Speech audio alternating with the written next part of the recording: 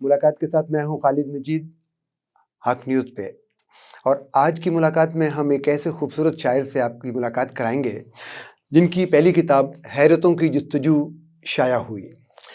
آپ نغمہ نگار ہیں، شاعر ہیں، اور سب سے اچھی بات یہ کہ خوبصورت انسان ہیں۔ انسان ہونا اس سے زیادہ بڑی بات ہے۔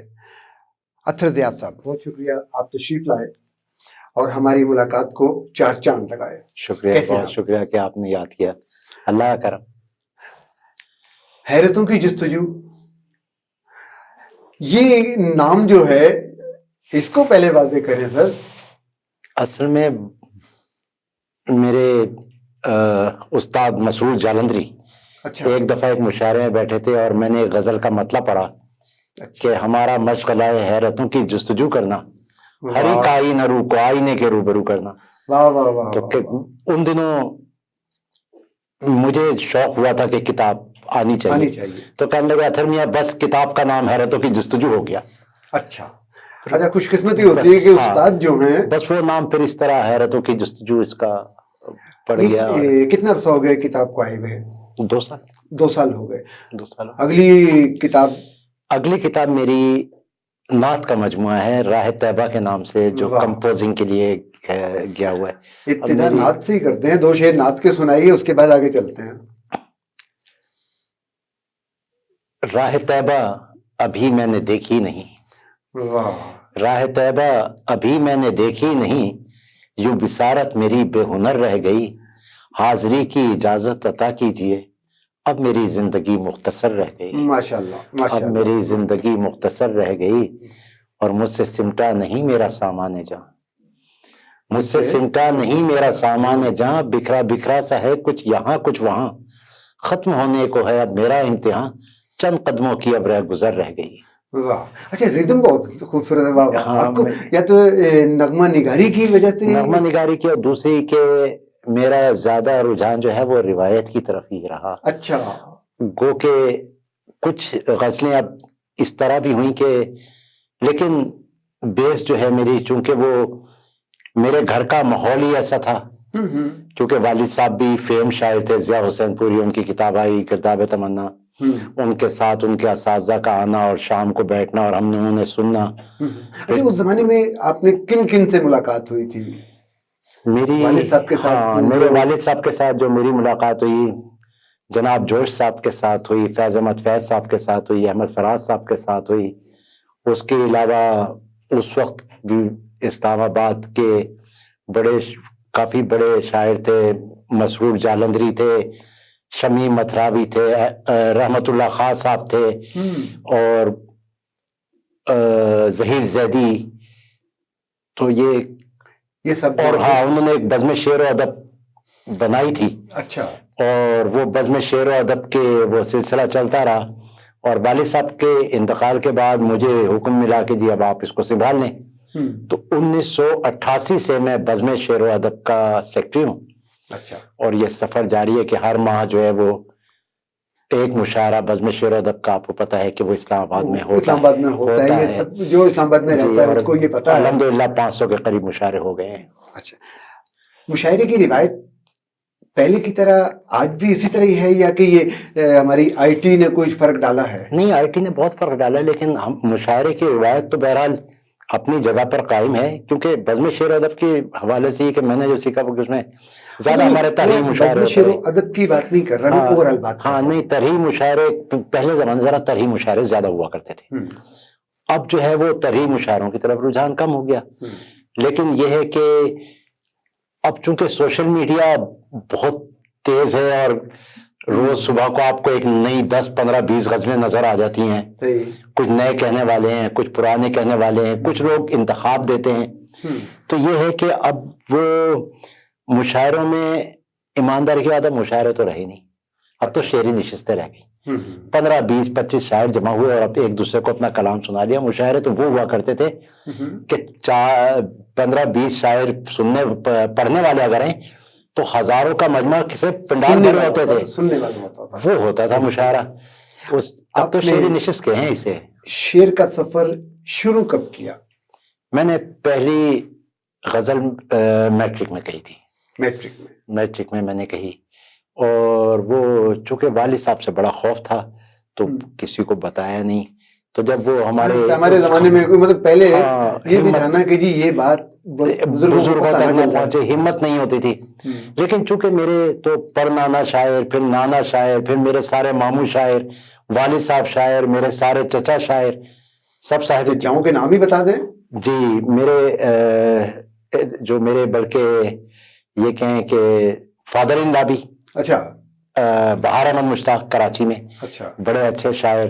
ملتان میں میرے بڑے ماموں تابش سمدانی، اس کے بعد نانا خلیل سمدانی، اور میرے پر نانا مطلب انڈیا میں وہ چیف جسٹس رہے ابراہیم آزاد، جسٹس ابراہیم آزاد. اچھا بڑا نام ہے ان کا بھی انڈیا میں، بہت بڑا نام ہے.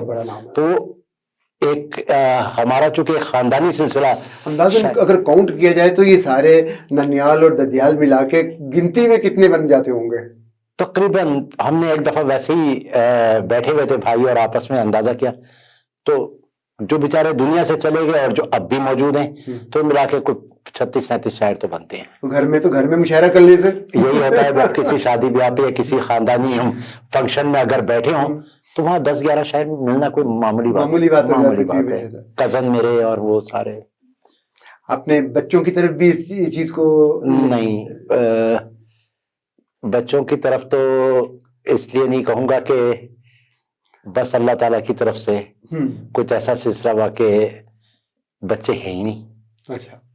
ہم دونوں خوش ہیں اور خوشحال ہیں، خوشحال زندگی گزر رہی ہے. اور ایک اور آپ کو ایک انٹرسٹنگ بات بتاتا چلوں کہ میری والدہ ادیب ماہرہ تھیں اور نعت کی اچھی شاعرہ تھیں. تو لیکن انہوں نے کبھی کسی مشاعرے میں کہیں یا ان کا کہیں چھپا نہیں، لیکن انہوں نے کافی نعتیں کہیں اور بہت اچھی نعت کہا کرتی تھیں. شاید اسی یہ ساتھ ساتھ چل رہا تھا نا، اسی لیے نعت کی طرف آپ کا آنا. نعت بھی کہی، سلام بھی کہے، منقبت بھی کہی، لیکن اصل یہ رہا کہ وہ غزلیں، چونکہ غزل سے شروع کیا تھا، غزلیں بہت زیادہ، ایک کتاب آ گئی. سہل کہاں محسوس کرتے ہیں؟ نغمہ نگاری میں، غزل میں، نظم میں؟ غزل میں سہل، کیونکہ نعت کہنا بہت مشکل کام ہے، بہت بچ کے اور بہت ہی ذہن کو حاضر رکھ کے نعت کہی جاتی ہے. نعت کا ایک شعر اور سنتے ہیں اور ایک بریک لیتے ہیں، کیونکہ بریک بیچ میں آ جاتی ہے نا، تو بریک لینا بہت ضروری ہوتی ہے. ایک چھوٹی سی بریک کے بعد دوبارہ ملتے ہیں ناظرین. ملاقات دیکھتے رہیے خالد مجید کے ساتھ حق نیوز پہ.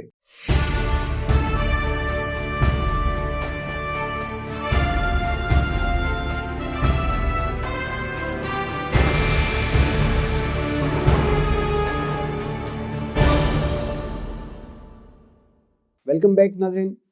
ملاقات میں آپ کو ایک دفعہ پھر خوش آمدید. اطہر ضیاء صاحب ہمارے ساتھ موجود ہیں. بات ہو رہی تھی نعت کے حوالے سے، شاعری کے حوالے سے، نغمہ نگاری کے حوالے سے. آپ کو نغمہ نگاری پہ ایوارڈ بھی تو ملا ہے. جی، وہ نغمہ نگاری بھی ایک خود بخود ہی نغمے کی طرف چلا گیا جب پاکستان نے مئی میں 98 میں جب ایٹمی دھماکہ کیا. اچھا. تو بس وہ رات کو ایک نغمہ لکھ دیا گیا پاکستان کے لیے. اتفاق کی بات اگلے دن میں نے پی ٹی وی پہ دیکھا تو اس نے کہا کہ جی نغموں کا مقابلہ ہو رہا ہے، اپنے نغمات بھیج دیں. میں نے وہ نغمہ پوسٹ کر دیا. اچھا.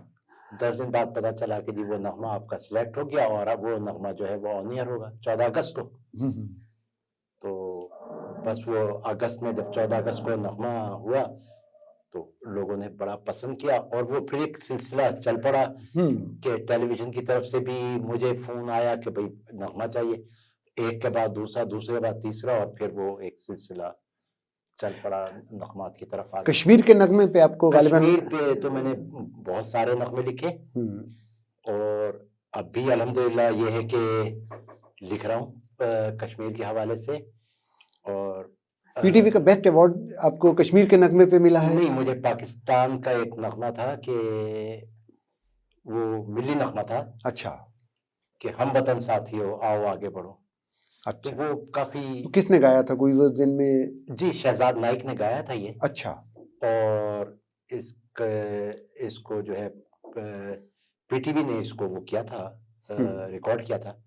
اور بڑا اچھا نغمہ رہا، لیکن یہ کافی نغمات کے بعد سمجھے کہ ایک لمبا سفر 98 کے بعد 2010 میں جا کے مجھے بہترین نغمہ نگار کا پی ٹی وی ایوارڈ ملا. اچھا، تو اس سے میری اور حوصلہ حوصلہ افزائی ہو ہو گئی، گئی. صحیح حوصلہ بات. افزائی ہوئی، لوگوں نے بھی مجھے سراہا کہ بھائی تم یہ ایک اچھی چیز ہے اور چلتے رہو. تو لکھے میں نے صرف کشمیر اور پاکستان کے لیے نغمے لکھے، جبکہ مجھے فلموں کے گیت کے لیے بھی آفر ہوئی اچھا. کافی، لیکن وہ اس میں اس لیے نہیں آ سکا کہ وہ ایک اصل میں بڑا بہت وقت چاہیے اس کے لیے. کشمیر کے حوالے سے اطہر ضیاء صاحب سے کوئی 2-4 اشعار سنتے ہیں؟ آج ہی ایک نغمہ جو ریکارڈنگ کے لیے گیا، اس کے میں آپ کو ایک بند اور وہ سنا دیتا ہوں. ضرور ضرور. یہ خطہ کشمیر کے فردوس نظارے، واہ. یہ خطہ کشمیر کے فردوس نظارے، یہ پیار محبت کے ہے تابندہ ستارے. دریاؤں کا پانی ہے کہ امرت کی ہیں نہریں، دریاؤں کا پانی ہے کہ امرت کی ہیں نہریں، آنکھوں کی تراوٹ ہے چمکتی ہوئی لہریں، جذبات دلوں کے ہیں چمکتے ہوئے دھارے، یہ خطہ کشمیر کے فردوس نظارے. بہت خوب. کشمیر کی جو موجودہ صورتحال ہے، کرفیو زدہ علاقہ، لوگ گھروں سے باہر نہیں نکل سکتے، زندگی مفلوج ہے، کو اس کا دکھ درد بھی کہیں پہ لکھا گیا آپ سے؟ جی بالکل، میں نے بالکل اس کا اظہار کیا، اور ایک جگہ نہیں سینکڑوں دفعہ کیا کہ جو ظلم اور بربریت میں تو کہوں گا جو جاری ہے اس کا. لیکن یہ بھی بات ہے کہ ہر چیز کی انتہا کے بعد اس چیز نے ختم ہونا ہوتا ہے. صحیح. تو لہٰذا اب میں یہ سمجھتا ہوں، میرا دل یہ کہتا ہے کہ اب جو ہے وہ انتہا ہو گئی ہے، اور اب یہ جو جد و جہد آزادی ہے کشمیری بھائیوں کی اور بہنوں کی، انشاءاللہ بہت جلد اس کا فیصلہ ہوگا. آپ نے بتایا کہ جی شاعری بہت بچپن میں ہی شروع کر دی. استاد کس کو مانا؟ میں نے استاد مسرور جالندھری. اچھا. مسرور جالندھری صاحب سے میں نے کافی عرصہ ان کے ساتھ رہا، اور کافی جو کچھ بھی میں نے سیکھا بلا مبالغہ مسرور جالندھری صاحب کا ہی وہ کنٹریبیوشن ہے. شاعری واقعی کسی نہ کسی، ویسے تو اس کا لفظی مطلب تو گفتگو ہے نا، بالکل صنف نازب سے گفتگو، کسی واردات کا پیش خیمہ ہوتی ہے.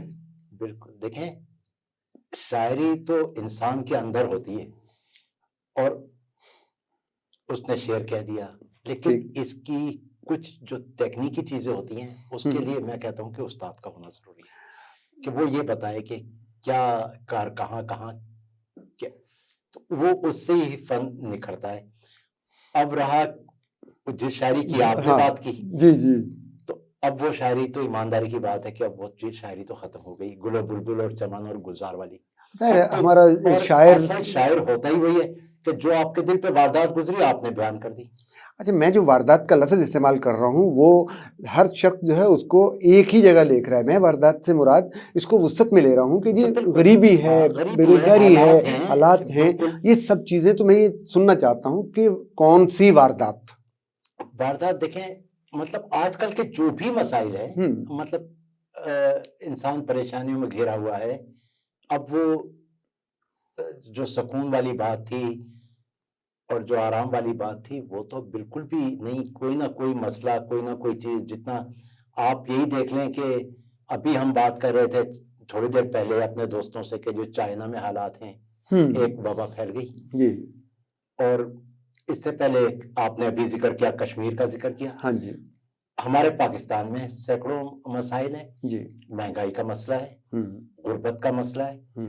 یہ سارے ہم اسی معاشرے میں رہتے ہیں، اور یہی معاشرہ اور یہی جو حالات ہیں وہی ہمارے ذہنوں وہی تحریک بنتے ہیں، وہی ہمارے ذہنوں کے اوپر چھائے رہتے ہیں. تو ہم اس سے کیسے نکل سکتے ہیں؟ کوئی اچھا سا شعر سنائیں جی، محبت کی طرف ہم واپس آتے ہیں. میں عداوت میں بھی رکھتا ہوں محبت پہ یقین. میں عداوت میں بھی رکھتا ہوں. میں عداوت میں بھی رکھتا ہوں محبت پہ یقین. تم محبت میں بھی لے آئے عداوت کیسے؟ آئے ہائے، واہ واہ، بہت خوب، بہت خوب. ہاں، میں عداوت میں بھی رکھتا ہوں. کوئی ایک دو شعر اور سنائیے گا. ایک تازہ غزل کے 2-3 شعر جی جی جی کر دیتا ہوں کہ دیا تھا مشورہ اس نے مجھے لہجہ بدلنے کا، دیا تھا مشورہ اس نے مجھے لہجہ بدلنے کا، مجھے ڈر ہے نہ اب کہہ دے کہیں چہرہ بدلنے کا، واہ، مجھے ڈر ہے نہ اب کہہ دے کہیں چہرہ بدلنے کا، اور بہت مانوس تھا اس سے میرے گھر کا یہ دروازہ، واہ واہ، بہت مانوس واہ، تھا اس سے میرے گھر کا یہ دروازہ، میں کیسے سوچ سکتا ہوں یہ دروازہ بدلنے کا، واہ، بہت ہو، نکل آئے گی بینائی میری کتنے عذابوں سے، نکل آئے گی بینائی میری کتنے عذابوں سے، اگر میں فیصلہ کر لوں یہ آئینہ بدلنے کا، واہ واہ، اگر میں فیصلہ کر لوں یہ آئینہ بدلنے کا، اور تیری دیوار سے کوئی تعلق اب نہیں رکھنا، تیری دیوار سے کوئی تعلق اب نہیں رکھنا، ارادہ کر لیا ہے میں نے اب سایہ بدلنے کا، واہ واہ واہ واہ، ارادہ کر لیا ہے میں نے اب سایہ بدلنے کا۔ مقطع دیکھیں کہ کتابیں تیری یادیں اور سگریٹ کا دھواں اس میں، کتابیں تیری یادیں اور سگریٹ کا دھواں اس میں، بہانہ ہی نہیں اتھر کوئی کمرہ بدلنے کا۔ واہ واہ واہ واہ۔ ناظرین، ملاقات آپ دیکھ رہے تھے، اطہر زیاد صاحب ہمارے ساتھ موجود تھے، اطہر زیاد صاحب کی شاعری آپ نے سنی، ان کی باتیں سنی۔ اطہر صاحب آپ کا بہت شکریہ، آپ تشریف لائے۔ آئندہ ہفتے پھر اسی وقت اسی جگہ ملاقات میں خوش آمدید کہیں گے آپ کو۔ اجازت دیجیے خالد مجید کو، اللہ حافظ۔